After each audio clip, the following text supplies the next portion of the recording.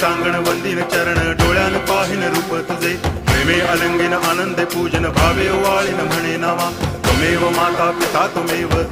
बंधुश्च सखा त्वमेव विद्या करुणं त्वमेव सर्वं मम देव कायेन वाचा मनसेन्द्रियैर्वा बुद्ध्यात्मना वा प्रकृति स्वभावात् करोमि यद्यत् सकलं परस्मै नारायणायति समर्पयामि अच्युतं केशवं रामनारायणं कृष्णदामोदरं वासुदेवं हरि गिरिधरं माधवं गोपिकावल्लभं जानकीनायकं रामचन्द्रं भजे हरे राम राम